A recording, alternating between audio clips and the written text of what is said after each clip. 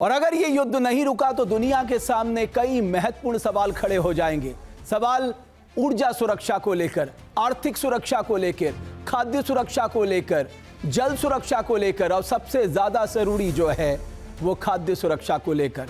इन सवालों के जवाब हर देश को तलाशने होंगे अगर ये युद्ध नहीं रुका। इन सबके बीच एक बड़ी खबर आ रही है और वो बड़ी खबर आ रही है कि अमेरिकी सेना ने जारी किया ईरान पर हमले का वीडियो।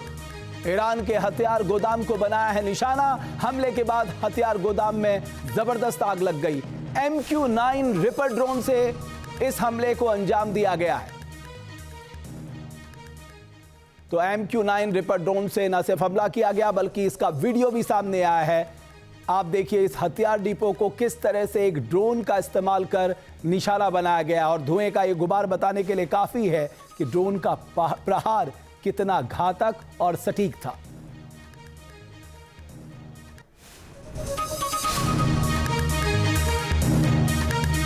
इधर हॉर्मुज़ स्ट्रेट को लेकर अमेरिका की तैयारी, तेल टैंकरों को एस्कॉर्ट करने की तैयारी में पेंटागन मिडिल ईस्ट में और युद्धपोत भेजने पर कर रहा है विचार। पेंटागन में मौजूद अमेरिकी सूत्रों के हवाले से इस वक्त की बड़ी खबर, यानी जैसा कि डोनाल्ड ट्रंप पहले कह रहे थे अगर जरूरत पड़ी तो हॉर्मुज़ स्ट्रेट से वो वेसल को एस्कॉर्ट करेंगे, अब यही खबर आ रही है। पेंटागन इस पर गंभीरता से विचार कर रहा है। मिडिल ईस्ट में छिड़ी जंग के 14वें दिन ईरान ने अमेरिकी ठिकानों पर अब तक का सबसे बड़ा हमला किया है। ईरान ने रणनीतिक रूप से अहम टारगेट्स पर मिसाइल और ड्रोन से हमला करके अमेरिका को बैकफुट पर धकेलने की कोशिश की है। ईरान का दावा है कि पिछले 24 घंटे में उसने एक अमेरिकी KC-135 स्ट्रैटो टैंकर विमान को मार गिराया है। दावा तो यह भी किया जा रहा है कि उसने दूसरे KC-135 विमान को भी निशाना बनाया, जिसके बाद विमान की इमरजेंसी लैंडिंग करानी पड़ी। ईरान का दावा है कि उसने अमेरिकी aircraft carrier USS Abraham Lincoln को भी मिसाइल और ड्रोन से निशाना बनाया, जिसके बाद उसे पीछे हटना पड़ा। ईरान ने अमेरिकी नेवी के 5वें बेड़े पर भी अटैक करने का दावा किया है। ईरान के मुताबिक उसकी सेना ने 24 घंटे में ड्रोन और मिसाइल की मदद से अमेरिकी सैन्य ठिकानों पर 37 से ज्यादा हमले किए हैं।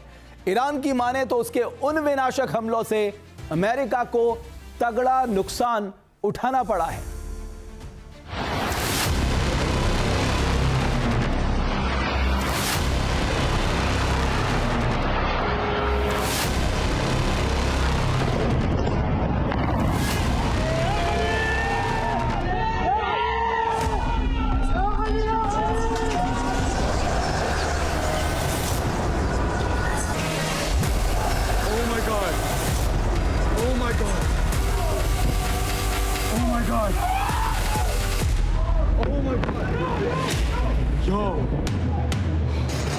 पिछले 14 दिनों से ईरान की मिसाइल्स मिडिल ईस्ट में मौजूद अमेरिकी सैन्य ठिकानों पर काल बनकर बरस रही है।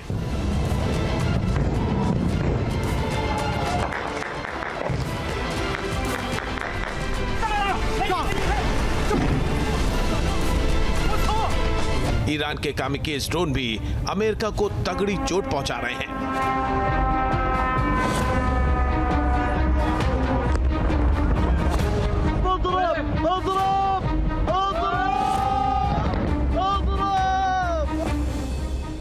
अमेरिकी राष्ट्रपति डोनाल्ड ट्रंप ने एक बार फिर जल्द युद्ध खत्म होने की बात की है।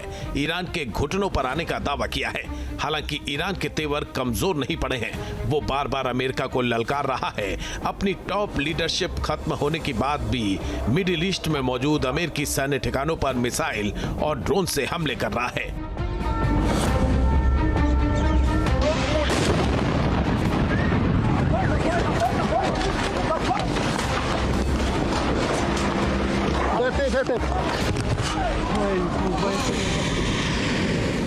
दरअसल ईरान ने ऑपरेशन ट्रू प्रॉमिस 4 की 43वीं लहर की शुरुआत कर दी है और अमेरिकी सैन्य ठिकानों पर मिसाइल्स की बारिश कर दी है। ईरान ने इसका कोड नेम या शहीद अल इकब यानी कठोर दंड रखा है।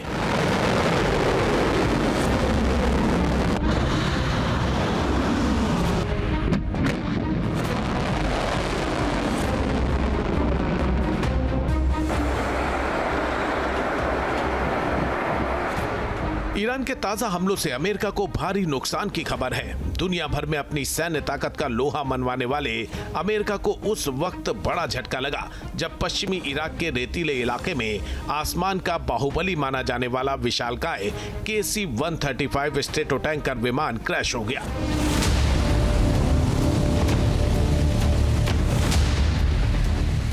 ईरान ने दावा किया कि उसने अमेरिकी KC-135 स्ट्रेटो टैंकर को मार गिराया है। इस हादसे के 24 घंटे बाद खबर मिली कि विमान में सवार सभी 6 अमेरिकी सैनिकों की मौत हो गई है।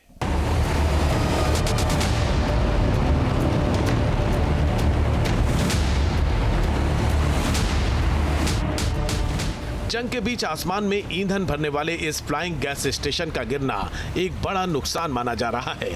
KC-135 वो विमान है जो हवा में उड़ान के दौरान फाइटर जेट्स में तेल भरता है।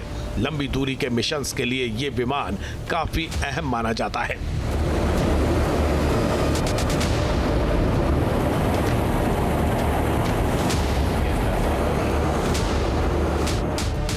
जैसे ही इस विमान के गिरने की रिपोर्ट्स सामने आई, वॉशिंगटन से लेकर बगदाद तक हलचल मच गई। फिलहाल रेस्क्यू टीम मौके पर मौजूद है और इस ट्रेजेडी की हर परत को खंगालने की कोशिश की जा रही है।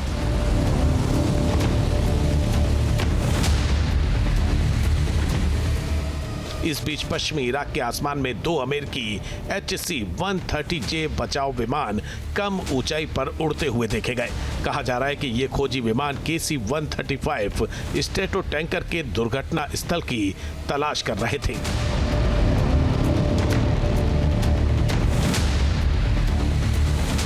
विमान के क्रैश होने पर अमेरिकी सेना की सेंट्रल कमांड यानी सेंटकॉम ने एक्स पर पोस्ट कर कहा कि एक KC-135 विमान पश्चिमी इराक में गिर गया और दूसरा सुरक्षित रूप से उतरा। यह दुश्मन के फायर या अपने फायर की वजह से नहीं गिरा है।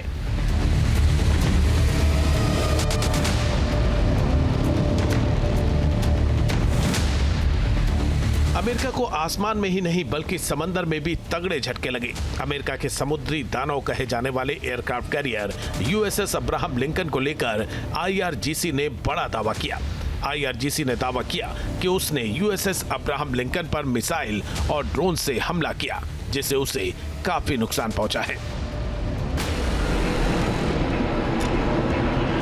ईरानी फोर्स ने तो यहां तक कहा है कि मिसाइल हमलों की वजह से USS अब्राहम लिंकन को जल क्षेत्र से बाहर हटने के लिए मजबूर होना पड़ा है। अमेरिका के इस न्यूक्लियर पावर्ड एयरक्राफ्ट को डुबोने की धमकी ईरान युद्ध से पहले ही दे रहा था। IRGC ने कई AI वीडियो भी जारी किए थे जिसमें यह दिखाने की कोशिश की गई थी कि वो अमेरिकी जहाज को कैसे तबाह कर सकता है।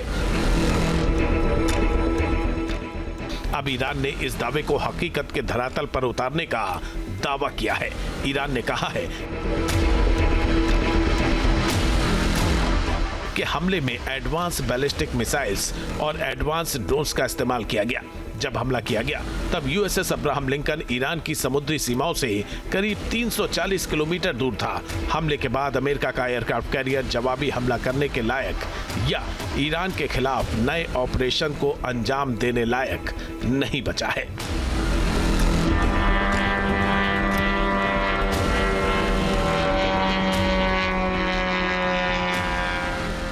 ईरानी अधिकारियों ने इस ऑपरेशन को तेहरान के अपनी संप्रभुता की रक्षा करने और इस क्षेत्र में विदेशी सैन्य दबाव को रोकने की कोशिश का हिस्सा बताया है।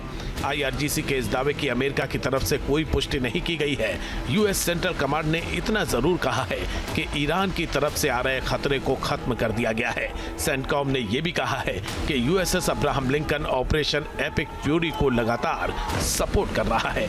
अमेरिका ने इसी साल जनवरी में USS अब्राहम लिंकन को साउथ चाइना सी से अरब सागर शिफ्ट किया था। इसका मकसद ईरान की घेराबंदी करना और उसके खिलाफ मिलिट्री एक्शन चलाना था।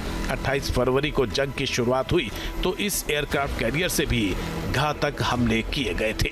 मिडिल ईस्ट के मोर्चे पर तैनात अमेरिका के दूसरे aircraft carrier USS Gerald R Ford में आग लगने की खबर भी सामने आई। अमेरिका ने कहा है कि बिजली के खराबी के कारण आग लगी। हालांकि दोनों एयरक्राफ्ट कैरियर से जुड़ी खबरें अमेरिका के लिए चिंता बढ़ाने वाली हैं। इस बीच आईआरजीसी ने अमेरिकी सैनिकों को सख्त चेतावनी दी है। आईआरजीसी ने कहा है कि अमेरिकी सैनिक क्षेत्र को तुरंत छोड़ दें, अन्यथा हम उनको क्षेत्र में कहीं भी, विशेषकर होटलों, सुरंगों, औद्योगिक शहरों और भूमिगत आश्रयों में मलबे के नीचे दफना देंगे। संकेत साफ है कि आईआरजीसी अब रणनीतिक हमले कर रहा है और अमेरिका के सैन्य अड्डों को निशाना बना रहा है। शुरुआत में मिसाइल्स की बारिश से अमेरिकी एयर डिफेंस सिस्टम को निशाना बनाने के बाद अब सटीक हमले किए जा रहे हैं। अमेरिका को कम हमलों में गहरी चोट देने की रणनीति पर आगे बढ़ा जा रहा है।